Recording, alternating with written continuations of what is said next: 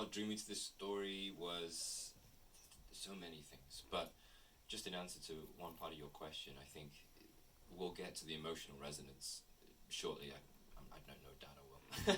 But there was the immediate drive when I read this story was exactly this, that there was one version of this film that could be made and it could be adequate, it could be great, it could be solid, it could be whatever it is. But I feared that version because we've seen that version so many times, especially here in the West, you know.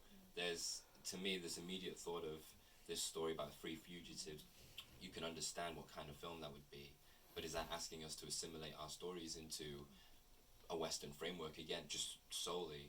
And you know, it compelled me to think more. You know, as I read this, all these characters were so familiar to me.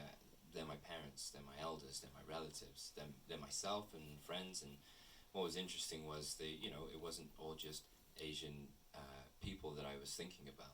It was so many people from all across the world that I met. And I think that initial thought with that was, well, that resonates.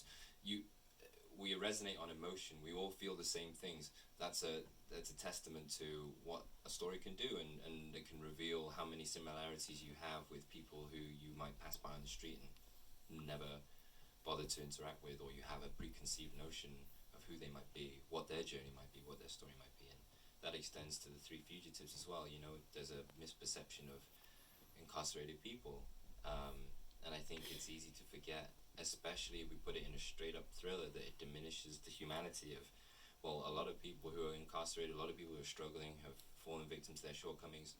It's because they weren't afforded an opportunity that other people were more privileged to have. They grew up in a community, an environment, they had a life that like didn't afford them the time to explore certain things. They were denied certain things, and you weaponize the attributes you have, and it leads you to places that maybe you wish you hadn't gone.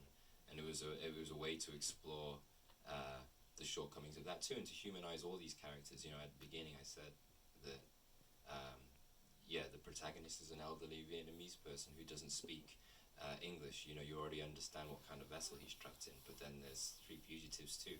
All four of them are all in the same place in some way, in some purgatory. So that's what really drew me to it.